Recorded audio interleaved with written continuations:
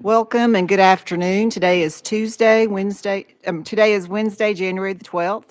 I hereby call the Public Service Subcommittee to order. Madam Secretary, please call the roll.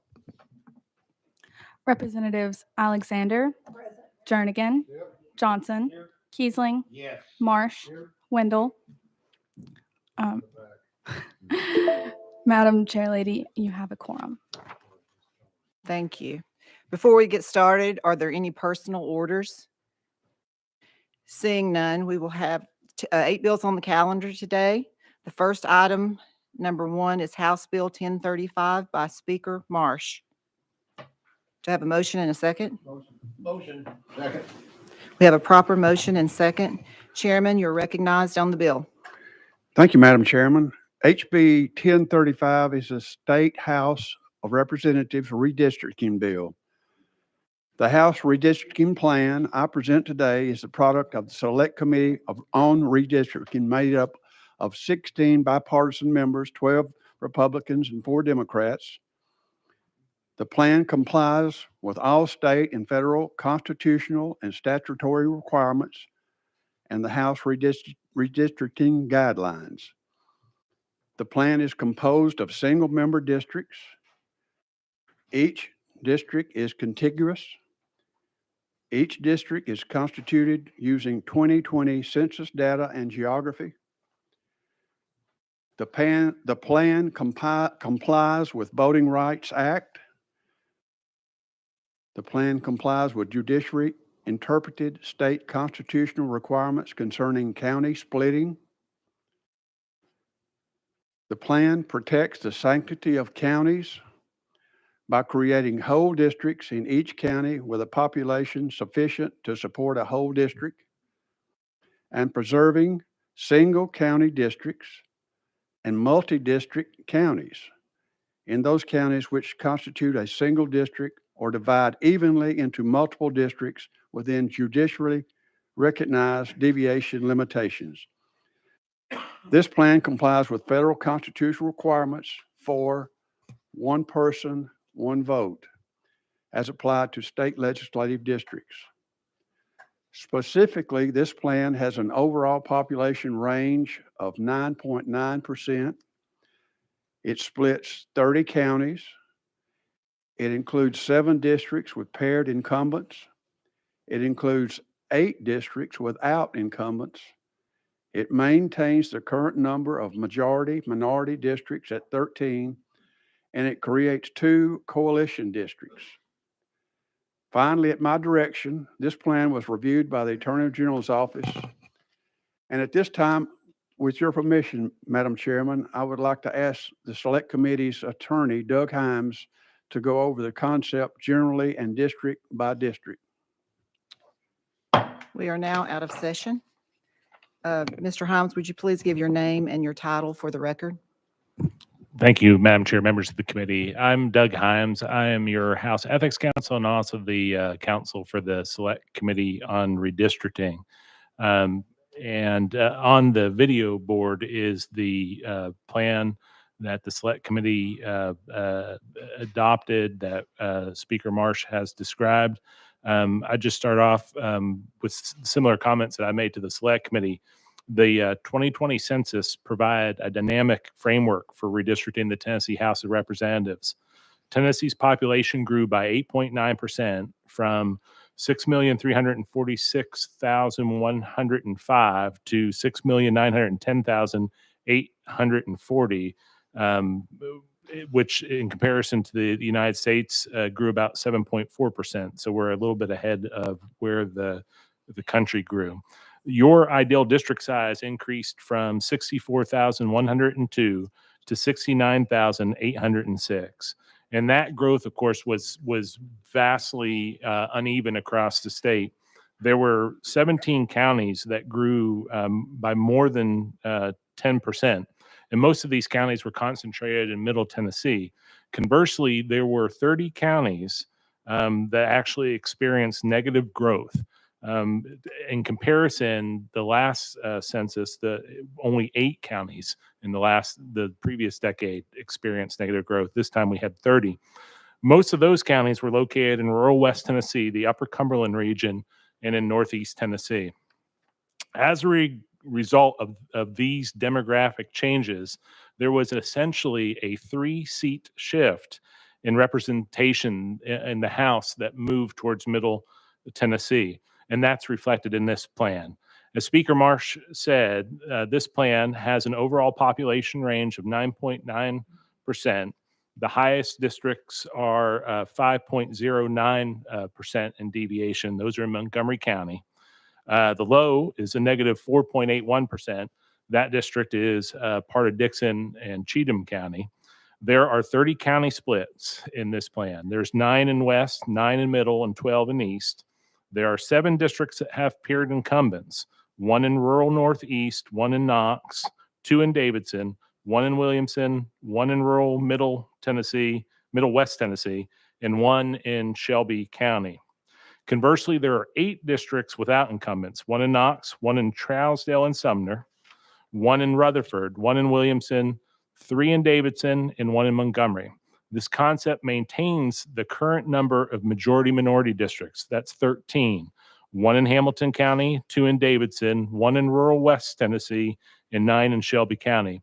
And in addition, this plan creates 2 coalition districts in Davidson County.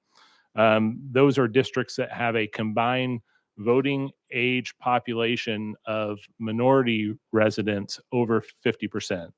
In one of those districts, District 55, is nearly 60% combined voting age African American and Hispanic residents. And what came a bit of a surprise to me, there were 6 districts that actually stayed exactly the same. And those districts are 19, 22, 24, 38, 66, and 94.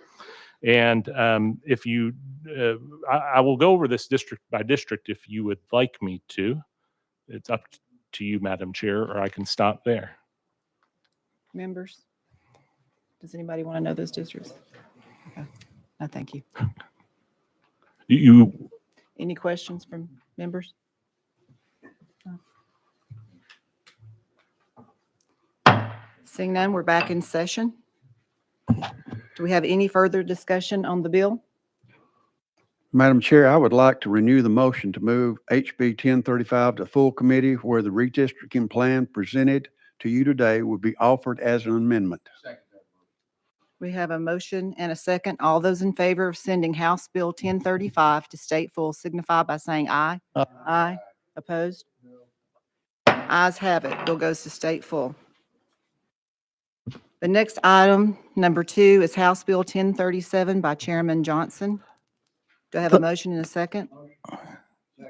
Thank you, Madam Chair. House Bill 1037 is the Senate redistricting bill.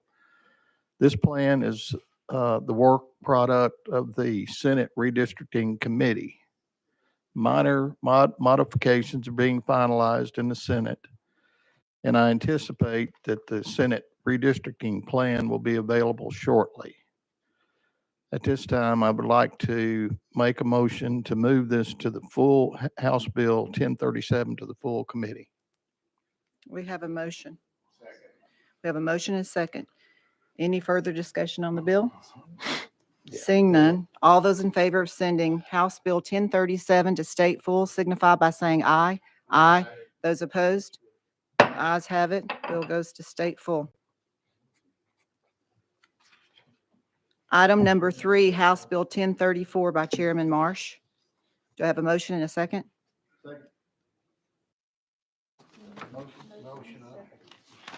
Chairman, you're recognized on the bill. Thank you, Madam Chairman. For purposes of discussion, I would ask for a motion on this bill, which we've just received. HB 1034 is the congressional redistricting bill. The congressional redistricting plan I present today is the product of the Select Committee on Redistricting. As I said earlier, is made up of 16 sitting House members. This plan complies with all state and federal constitutional and statutory requirements. This plan creates 9 districts, including 1 majority-minority district. Each district is equal in population at 767,871 people, with the exception of the 6th district, which has 1 more person in its population.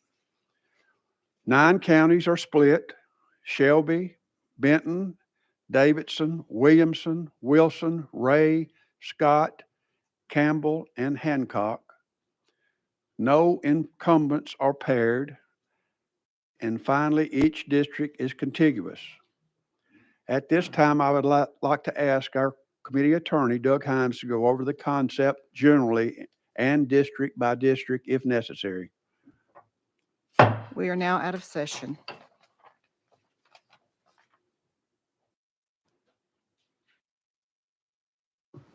Thank you, Madam Chair, members.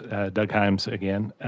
So on the video screen over my right shoulder is the congressional plan that was adopted by the Select Committee. I would say on this plan that the same factors that I described about the vast uneven growth were at play in this as well.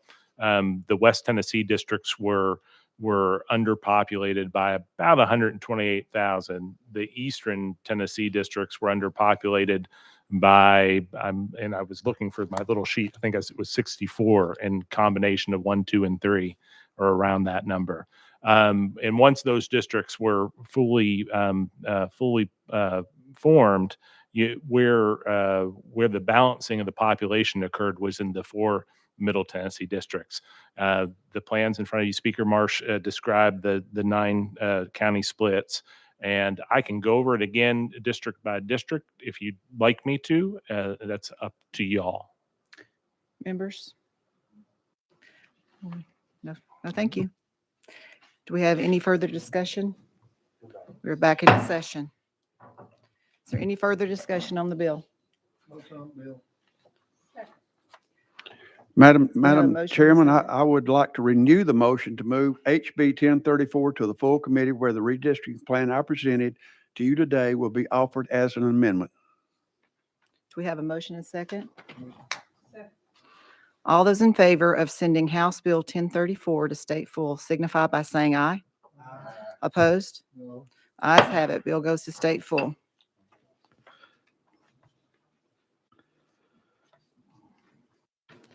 Item number 4 is House Bill 1036 by Chairman Johnson. Do I have a motion and a second? Chairman, you're recognized on the bill. Thank you, Madam Chair. House Bill 1036 is a caption bill. I anticipate that this will be taken off notice in full committee, but I would make a motion to move it to full committee. We have a motion. Okay. Any questions from the members? Seeing none, we're voting on House Bill 1036 going to state. All those in favor signify by saying aye. Aye. Opposed? Ayes have it. Bill goes to state full. Item number 5 is House Bill 1583 by Leader Camper. Representative Freeman, you're recognized. Thank you, Chairman, Committee. House Bill 1583 is a Democratic House plan that I believe to be a strong and fair map that keeps more communities together. Mr. Himes, are you pulling the map up? Okay. It honors the federal and state constitutions and respects the will of the voters. First and foremost, this map adheres to the federal and Do we have a state. second? Sorry, did I jump the gun? Thank you. You're recognized. I'm sorry. First and foremost, the map adheres to the federal and state constitutional requirements of 1 person, 1 vote, or substantially equal district populations. Under this map, the average House district is within 2% of the target population. The largest deviation under the target population is 3,311. That was in Washington County, a county that was kept whole. The largest deviation of the target population, another one is 3,473, which is Hamilton County. The 9.72% population deviation is within the window of what courts have deemed permissible in the interest of reducing splits. As you know, the Tennessee Constitution prefers keeping counties whole. Article 2, Section 5 reads, in a district composed of 2 or more counties, each county shall adjoin at least one other county of such district, and no counties shall be divided in forming such a district. The U.S. Supreme Court's 1962 Baker v. Carr decision, which provides the one person, one vote standard, forced Tennessee to split counties to equalize district populations. Still, this map takes great care to reduce county splits in the overall plan. In this proposal, 72 counties are kept whole with only 23 county splits. Compare that to the current map, which keeps 67 counties whole and 28 county splits. This map actually unsplits 10 counties from the current map, and the 23 county splits in this map, 18 splits are carried over from the existing map. This map makes the fewest county splits since the Baker v. Carr ruling. This plan attempts to ensure Tennessee's minority groups have equal access to shared political process. There are 22 districts included in this proposal where voters who belong to minority groups could influence the outcome of an election. 13 of which are majority minority districts, 9 of which are minority opportunity districts or influence districts. Of these 22, 13 are effective majority minority districts where a group of minority voters represents more than 50% of the voters in the district. There is 1 in Hamilton, 2 in Davidson, 1 in rural West, and 9 in Shelby. Some similar version of these 13 minority districts also exist in the current map. Additionally, there are 9 minority opportunity districts. These are sometimes referred to as crossover districts or influence districts. These are districts where non-white voters account for more than 35% of the voting age population, but less than 50%. The rationale is that there even a significant voting block of minority voters could influence an election. These minority opportunity districts are located across the state. 1 opportunity district is in Shelby County, 2 in Davidson, 6 additional opportunity districts or coalition districts are in 2 in Rutherford, 2 in Montgomery, 1 in Davidson, and 1 in Shelby. And I'd like to note that while the Voting Rights Act does not require a state to create new coalition or influence districts, the United States Supreme Court continues to recognize that creating and maintaining such districts is part of how states like Tennessee can comply with the Voting Rights Act. A couple other factors that we took into account making these maps. We tried to keep communities and cities whole. We had numerous public feedback periods, heard from hundreds of voters within Tennessee, made sure that the districts were as compact as they could be. And we tried to respect the historical boundaries of Tennessee. So every 10 years, the Constitution requires us to put together a difficult puzzle the best we can. We believe we've put a fair map that keeps communities together and respects the will of the voters. And with that, I would like to ask for this to be passed on to full committee, where an amendment reflecting what I just described will be put on. And I really hope that everyone here can vote to pass this to the full committee, because this is an extremely important process that we're going through right now. The redistricting process, I think, should have as many eyes on it as possible. And my request would be for it to go to the full committee, and then let us have the 2 plans side by side for both the members of the full committee to look at, and the members of the community to have a chance to look at. And with that, I'll ask for your support. Thank you. Do you have any questions from members?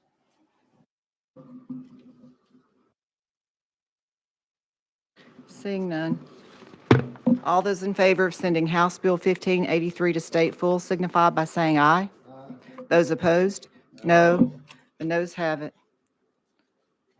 Bill fails. Item number 6 is House Bill 970 by Representative Dixie.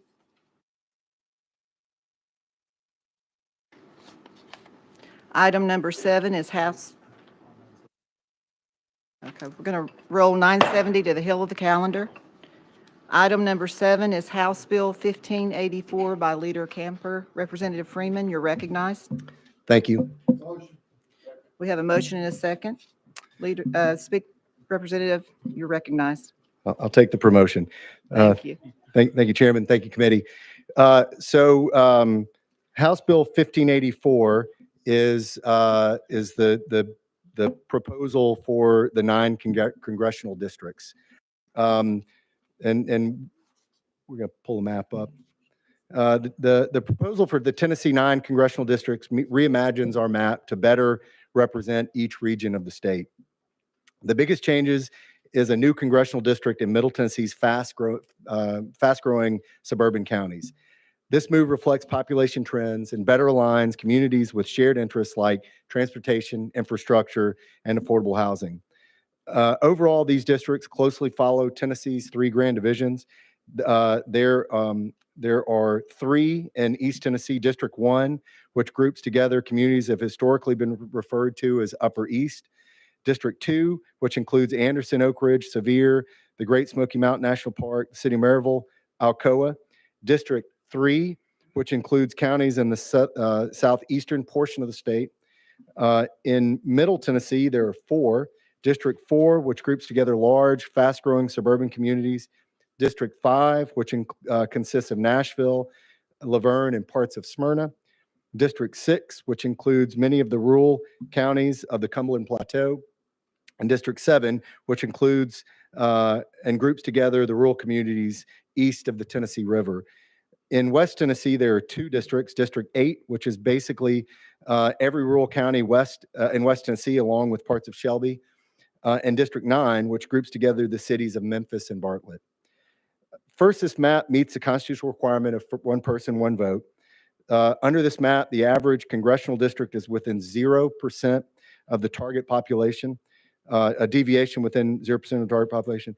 And the maximum deviation on a per person level is 6 people on the low end and 7 people on the high end.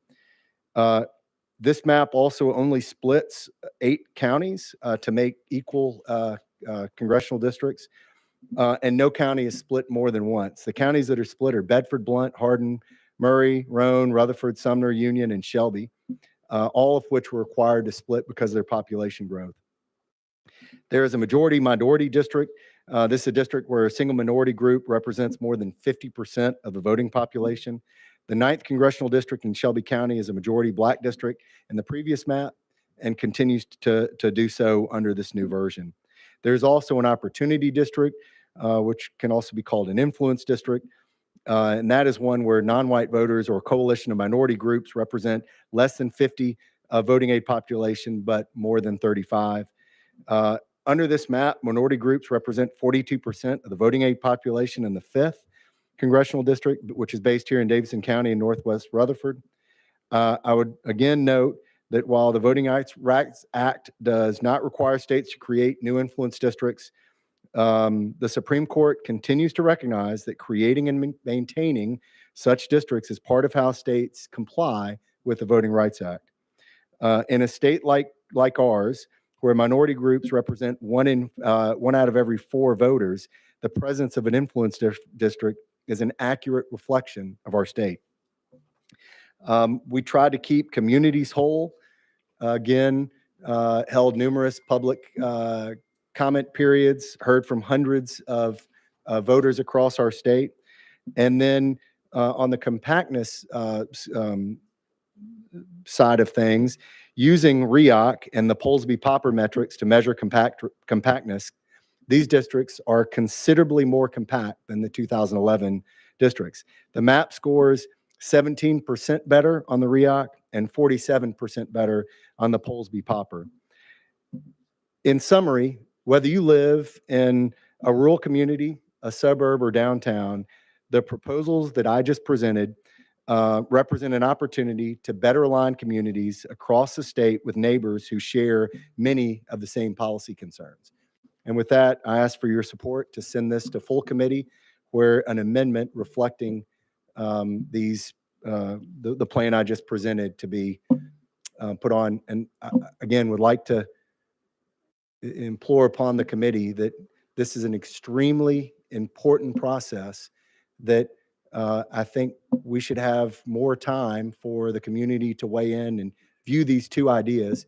And so if you would please consider sending this to the full committee, you'd be doing a great service to the state of Tennessee. Thank you. Any questions from the members? Seeing none, we are voting on House Bill 1584. All those in favor signify by saying aye. Those opposed, no. The noes have it. Bill fails. Madam Chairwoman, Item number Ma'am? 8. I'm sorry. if I could, I know I'm out of order, but I have two constituents here, two high school students from Harpeth Hall, Olivia Shirley and Betsy Rogers. They came all the way to hear this process. I'd just like for us to recognize them today. Thank you for Thank you coming. for being here. Item number 8 is House Bill 1087 by Representative Hakeem. Do I have a motion and a second? Motion. We have a proper motion and second. Thank you. Representative, you're recognized. Thank you, Madam Chair and committee. If it's appropriate, I'd like to take this off notice. We may bring it back at a later time. If it's appropriate, we'd like to do that. Okay. The bill is taken off notice. Thank you.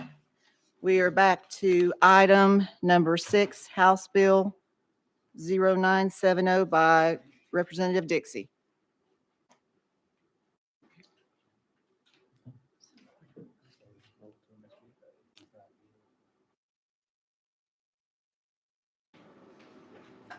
We'd like to roll this to the next calendar. That concludes our calendar for the day. Before we close, does anyone have any announcements? Seeing none, do I have a motion to adjourn? We're adjourned. Thank you.